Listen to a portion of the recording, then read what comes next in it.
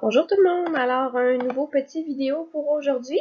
Je me suis dit qu'on allait travailler ensemble un problème de conique puisque ça fait assez longtemps qu'on n'avait pas regardé ça. Donc on s'y attaque à l'instant. Lors de ton premier souper chez tes beaux-parents, tu remarques une fontaine à l'avant dans laquelle un petit voilier se promène sur une corde fixée à 2 ancrages. Ici, j'ai pas trouvé de dessin exactement qui représente la situation, mais j'imagine que vous pouvez vous imaginer tout ça. Ton beau-père, qui aime beaucoup te mettre mal à l'aise, te demande quelle est l'inéquation de la conique centrée à 0, 0, qui représente la fontaine, sachant que les deux ancrages sont à une distance de 160 décimètres et que la corde est d'une longueur de 200 décimètres. Donc, vous avez ici la mise en situation et on demande en fait qu'est-ce que tu vas lui répondre à cette question-là. Donc, c'est le moment où je vous invite à mettre sur pause pour tenter de faire le numéro par vous-même. Par la suite, vous continuerez la vidéo pour qu'on puisse regarder la démarche que j'ai faite de mon côté.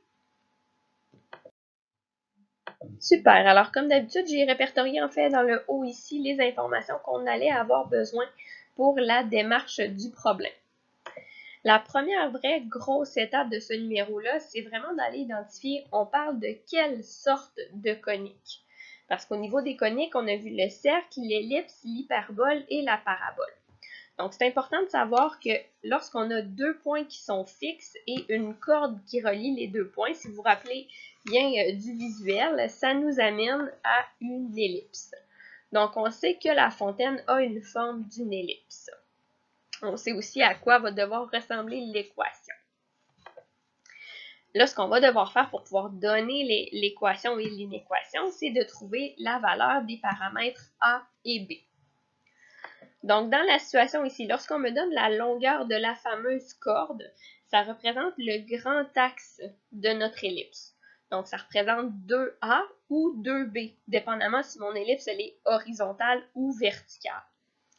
On n'a pas le choix de prendre une décision. Les deux seraient bonnes. Là, en fait, on peut faire la fontaine horizontale ou verticale. On va juste décider de la poser de manière horizontale. Donc ici, la corde de 200 décimètres, ça se retrouve à être 2 fois mon paramètre A. On peut déduire que le paramètre A est de 100 ici. Ensuite, une autre information qui nous est donnée, en fait, la distance entre les deux ancrages. Les ancrages, ça se retrouve en fait à être les foyers de notre ellipse. Donc, cette fameuse distance-là, c'est égal à 2C. C'est la distance focale. Donc, ici, on sait que 2C est égal à 160 décimètres. On peut donc déduire que le C est de 80. Donc là, on a notre paramètre A et on a notre paramètre C. On a besoin du paramètre B pour trouver l'équation. Donc, c'est justement notre prochaine étape et on utilise la petite relation de Pythagore. Ici, il faut faire attention, il y a une relation de Pythagore particulière lorsqu'on parle de l'ellipse horizontale, c'est celle avec le A2 qui est tout seul de son côté de l'égalité. Donc là, ce qu'on vient faire, on vient remplacer notre A et notre C. Et là, notre but, ça va être de trouver la valeur du paramètre B. Donc là, on peut calculer les exposants 2 et ensuite, on vient isoler le B. On arrive donc à un B2 qui est égal à 3600. En faisant racine carrée des deux côtés, j'arrive à un B qui est de 60. Donc là, j'ai mon paramètre A, j'ai mon paramètre B. On est en mesure d'aller trouver l'équation de l'ellipse.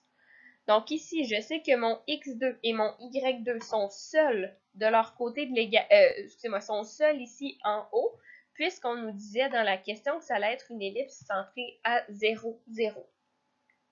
En bas, on se rappelle ici que ce que je dois mettre dans mon équation, c'est A2 en dessous du x, et on doit mettre B2 en dessous du y.